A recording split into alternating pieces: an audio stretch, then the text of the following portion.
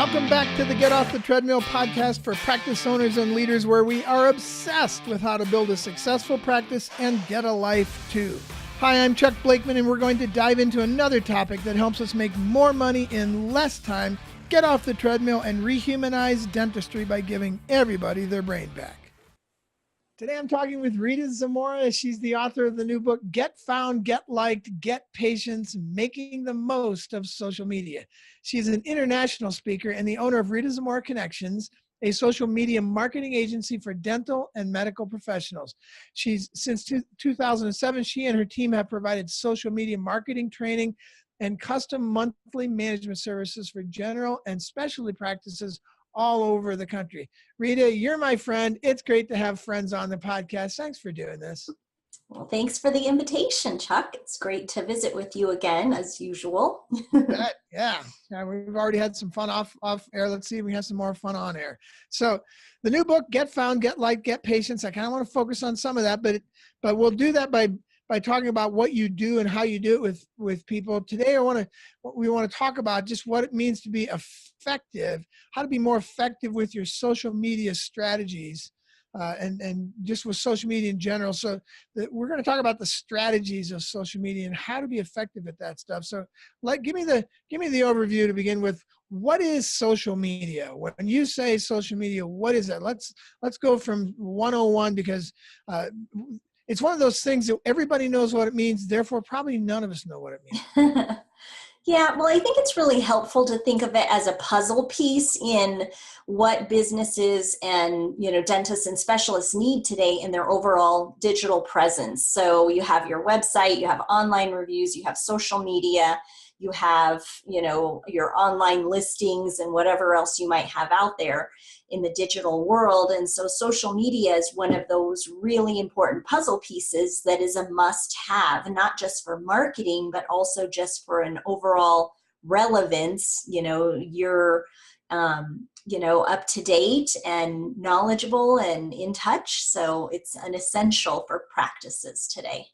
Okay, so does it include social media? I remember when this stuff came out, 15 years ago, they didn't talk about social media so much as social networking, which was kind of an oxymoronic thing to say, because I do social networking when I talk to somebody in a restaurant or when I meet with somebody for coffee. That's social networking, but social media is a little bit different than that. Give me the difference. Well, I think of social media in terms of the tools. We've got Facebook and Instagram and Snapchat and LinkedIn, and social networking, I think, is more about, the actual communication between people on these tools. And so I think relationships and communication is a huge part of social media marketing. But that's how I would define those two. Yeah.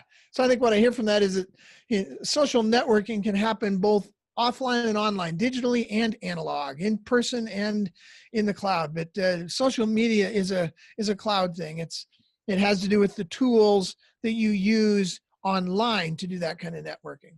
Yes. Cool. All right. So we got that out of the way. That helps me. If it doesn't help anybody else, I feel better. So let's move into how do we be more effective with social media? What are some of the strategies? Let's walk through a few of those. Just give me one at a time.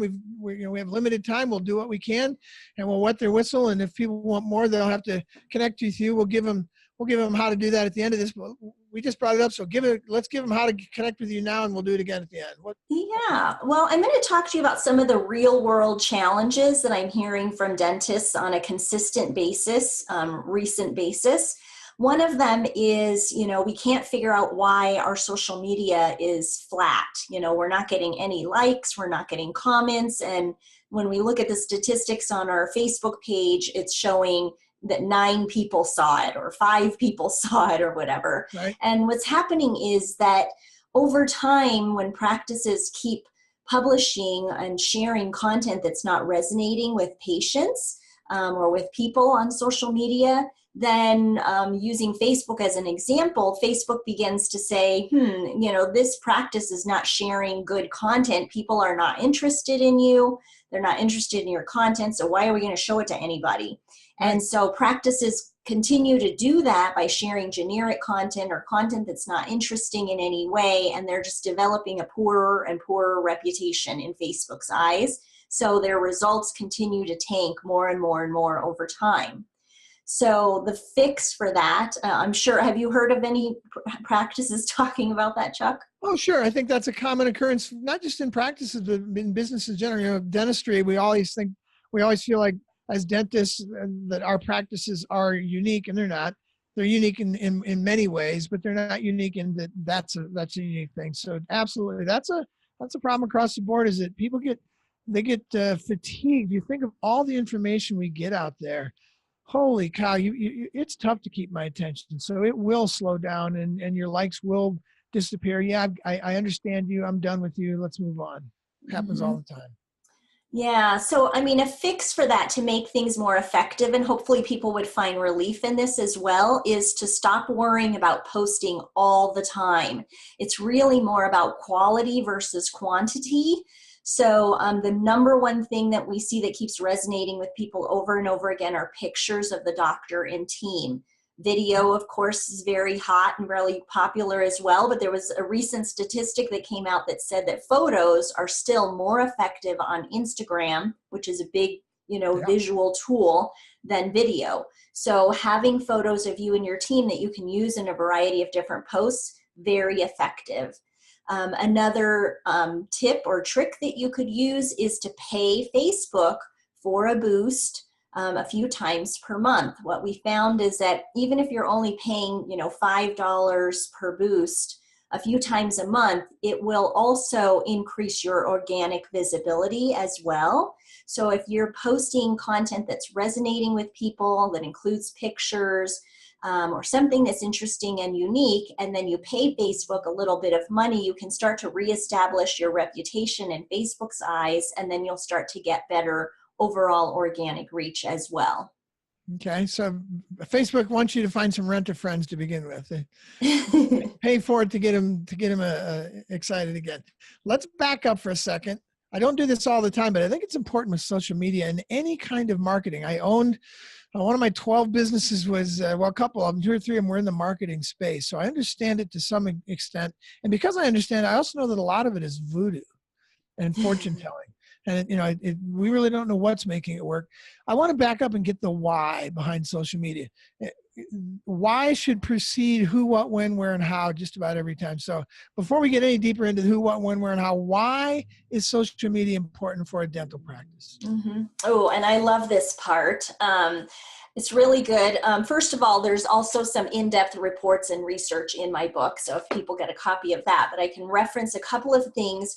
One of them is, of course, I don't know if you've heard of Think with Google, thinkwithgoogle.com. Google's been doing research for years on how people are researching products and services today. And they say that, people are not just visiting your website. They're not doing a Google search and finding your website and saying, oh, this is going to be the practice for me. I'm going to contact them and become a patient, and that's it. After they visit your website, they're going to go read reviews. They want to see your Facebook page. They want to see what's on Instagram, look at your YouTube videos or whatever. So that's one piece of research. Another piece of research that's very specific to dentistry, similar to Google, Care Credit commissioned a study. Or I shouldn't say they commissioned it. I don't know if that's the exact verbiage, but they worked with a third-party research company to see how patients are researching products or researching healthcare providers specifically in different verticals. So not just dental, but optometry and other veterinary, anyone who sees patients. And so this is specific to healthcare. And what the research showed, the study was called The Path to Purchase, and they're actually updating it. It should be coming out probably the early part of 2019. But 3 of the 5 steps that it takes to not only attract a new patient, but have the patient accept treatment from you and pay for treatment, 3 of those 5 steps involve heavy research on the patient's part. So all of the research that we have available to us today says that patients are doing a tremendous amount of research. And if you don't have a lot of information available about your practice for them to be able to sufficiently vet you, you're losing out on new patients. Right. All right. So there's a lot of credibility involved in this, and I think the older you are, the closer you are to the old TV age and radio age, the more it's hard to understand this stuff. But uh, the reach and the effectiveness of advertising and marketing has moved from the analog channels of TV and radio and newspaper to the digital channels of the internet. The joy in that is that the pricing has yet to catch up, and I think that's where we want dentists to really understand the value of social media and the value of internet marketing.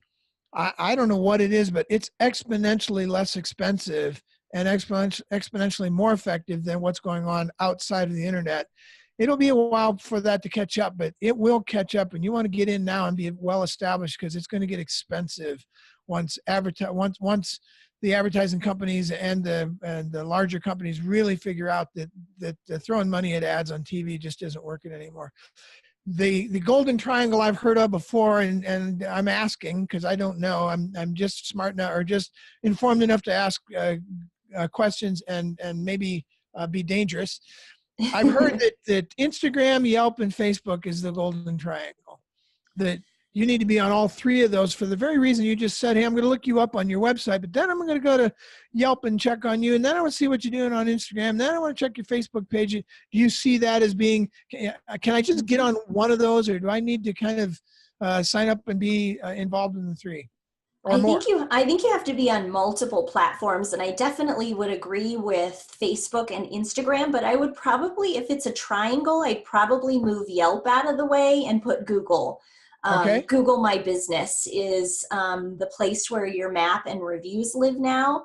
Uh-huh. And also Yelp has just a very turbulent relationship with a lot of dental practices. There's a lot of dentists and specialists that I've spoken with that have, poor opinions of Yelp, and Yelp also.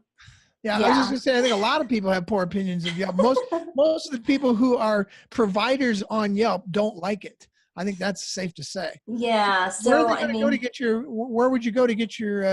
where are people going to naturally go to get reviews about you? I think Google is a big one for sure, Google My Business. And so that's a big one.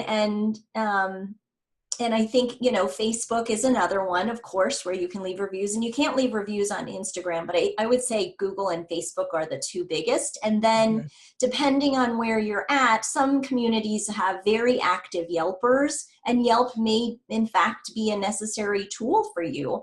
It could be a very good tool for you, or it might be health grades or, some other tool if, in your community that's popular. Yeah. Well, I'm just trying to figure out where do I defend my reputation? I know there's a lot of nonsense on Yelp, but is Yelp owned by Facebook or Instagram or one of those? I can't remember. Isn't it sort of tied to the hip with one of those somehow? I don't believe so. Okay. Facebook owns Instagram though. Okay. That's maybe what I'm thinking about. Those two are tied at the hip. Yeah. Awesome. So what are some other strategies that people could get involved in to actually be more effective with their social media? Mm-hmm. Well, another real world example that comes up a lot, actually, that's a really simple fix is practices that are using too much text in their images. So we have sometimes practices that come to me and say, we just want to have a consultation with you about this campaign that we're running. We keep running these different campaigns and we're not getting any interest. We're not getting any involvement. And we can't figure out what's wrong, So we look at the images that they're using on social media, and they're, just heavy text. And so those are sort of old school marketing and advertising tactics that they're trying to use on social media. And immediately when an image has more than 20% text in it, Facebook slows it down or stops the promotion of it because it looks too spammy and salesy. They know that the images resonate with people, and heavy text does not resonate with people. So even if you pay Facebook or Instagram to promote something that's not going to resonate with their users or that goes against their recommended guidelines, you're going to get poor visibility, Okay, nothing. so even so when you say 20%, you're looking at a picture or some kind of graphic or whatever, and if 20% of that screenshot is text or more, then it's going to start to work against you. Correct. Yeah. And so that happens a lot, Chuck. You would be surprised. And a lot of people aren't aware of it. And there's no amount of money that you could throw at Facebook or Instagram to get that promotion out there. They're just going to say, we don't even want your money, Right. Which is a good thing. You're not going to spend any money on it. You're not going to, lose money on just promoting it in that way, but they're just not going to show it. So changing the text to the body of the post and then leaving your image mostly pristine, or just putting a headline of text in your image is going to make a huge difference for you, help you to be a lot more effective in your social media marketing. Cool. All right. Well, good. Well, we got time for at least a couple more strategies like this. I think these are very practical, tactical things that will help the people listening to this podcast. What else you got? Well, I think a big one of my favorites is that not every practice is on board with Instagram yet. I tend to think we're seeing a lot of dentists on Instagram, that every practice is on Instagram. Unfortunately, we don't know exactly how many practices are on Instagram. But whether you are on Facebook and or Instagram, something that is really beneficial and easy for you to do is to start offering your patients some sort of a goodie or a special treat for checking in or tagging your practice on Facebook or Instagram. So some different ideas what practices are doing, and something that can help you to be more effective with your social media marketing is to think about a treat that you can give patients. It might be some special organic lip balm. So not just the chemical laden lip balms, that are personalized, but something that's a little bit more special or unique that you can offer the patients. Or it could be a whitening pen or a Starbucks card, or a local coffee shop gift card would be even better. So whatever it is that fits in with the value and the brand of your practice. And it could be as simple as saying, hey, by the way, did you hear about our special goodies that we have for our social media friends? And if you're active on Facebook or Instagram and you check in while you're here, we have a special treat for you. So that, as you know, when people tag your practice or share your practice location with their network, can significantly increase your word of mouth. And so that's an easy thing that you can get into your practice systems that can really help you. Very cool. I love it.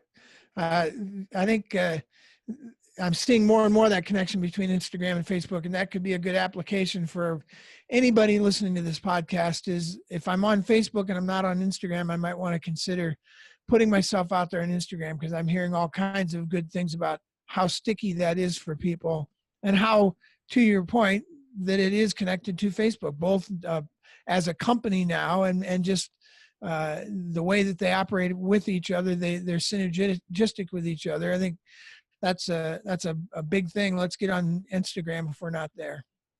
Yeah, for sure. And even if you don't have an Instagram account, some of your Facebook boosts or ads that you're placing will get populated on Instagram automatically, which is another bonus. So if you have promotions that are getting shown on Instagram, even if you're not sure how to use Instagram or what to do, just go on, download the Instagram app. It's free to set up your account and get your practice information on there, and plug your website on there, and just have a place card for yourself. So you don't have to be active on there and feel that pressure if you're not ready for that yet, but at least get on there and get your place, saved.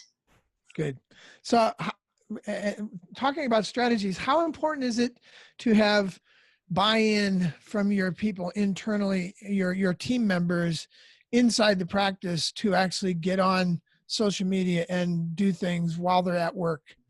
Mm-hmm. How my gosh. Well, it used to be that most practices were managing their social media internally. And in that case, you really had to have the team's buy-in and participation, and someone that was responsible for doing the social media. We still see that often.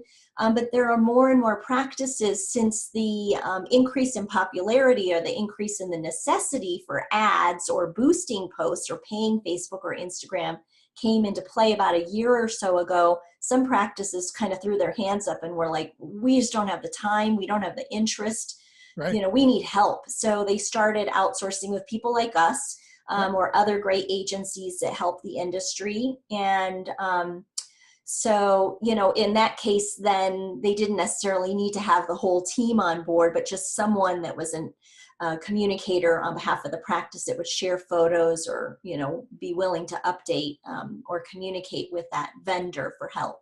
Right. So you got to have somebody who's at least tagged to collect things internally and pass them along. Yes. Yeah. And then, on the other side of the spectrum, we have some practices that we see that are active on social media where the dentists themselves are actually participating actively in social media. They're taking the pictures, they're doing the posts, and they love it. They enjoy that social networking aspect of it, and they enjoy photography, and they're having a lot of fun with it. So there's all different types of ways to manage it and be effective. Yeah, it seems like if a dentist wanted to do that, that would be a good addition to what you guys are offering, to have them internally doing that. It's there's nothing better than hearing right from the horse's mouth themselves. Here's what I think is going on, but yeah, I could see where that would be a great potential addition to what you guys are doing.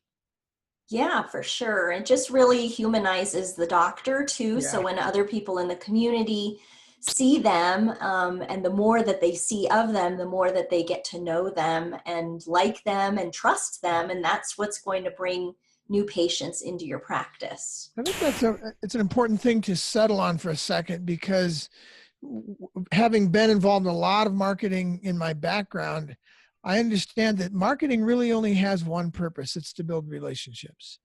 And we forget that. We think that marketing's job is to bring us customers. And so what we do is we sell at people in our marketing. I'm selling at people. I'm not even selling to them. But even then, even if I'm selling to them, that's not what they want. We need to build a relationship, and it's because we build a relationship, they will buy. So we have to figure out how to flip the script. Nobody I know wants to be sold anything. Everybody wants to buy stuff. How do we get people from where we're selling them our practice to where they're buying our services? They're proactively looking and saying, I want them. What's some of the tricks of the trade, or some of the content, or what's some ways to get them get us from the sell side of the thing to where people are just buying from us? Mm-hmm. Oh my gosh, you're just preaching to, everything that resonates with me from a marketing philosophy standpoint. That's so true for social media today. And, it's so interesting because sometimes we'll work with dentists and they'll say, well, why don't you have my website and phone number on every single post? And it's like, oh gosh, we try to explain that to them that, that's sort of like going out with someone new that you date for the very first time and, saying every 15 minutes, by the way, do you have my phone number? Do you have my, contact information? Do you have my email address? They know how they can reach you with a click of a button today. So we don't have to do that. It really is all about sharing content that's useful, that's interesting, that makes them smile, that represents your brand, of course, and your values well, but that's building that relationship and allowing new people that have never met you to get an idea of who you are, or people that already know you to get to know you deeper.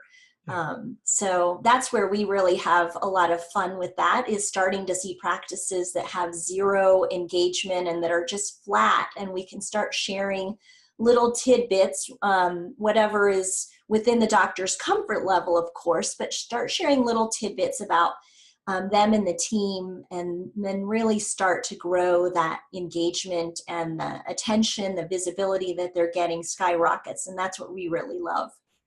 Awesome. Yeah, just give people motivation on this. I know a dentist who had a couple practices, and he bought one that he'd never intended to actually practice in. It was actually an hour and a half away. It was a practice that wasn't doing all that well. He bought it very inexpensively, and he used social media to bring it back. And it worked so well that he had to turn off his social media because they didn't have the capacity to run it. So it works. This stuff works. Well, I'm excited to have people connect with you. How do they get with you, and how can they further this, get this conversation to keep going with you? Well, they can visit my website, which is ritazamora.com, and they can check out the book. That will give them an inside view of what's in my head, my philosophy. They'll get lots of good tips and special access to downloads and all kinds of goodies.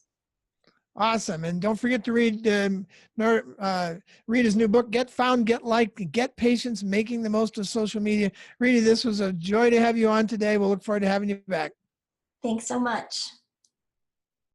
If this podcast was helpful, please subscribe by computer or by phone, or connect with us at www.gottsummit.com, 2 T's, G-O-T-T summit.com. That stands for Get Off the Treadmill. We have those summits quarterly for dental practitioners only. Or connect with us at www.chuckblakeman.com, or email us at grow@cranksetgroup.com. Let's get off that treadmill. Let's get into the participation age. I look forward to seeing you in the next podcast. Thanks.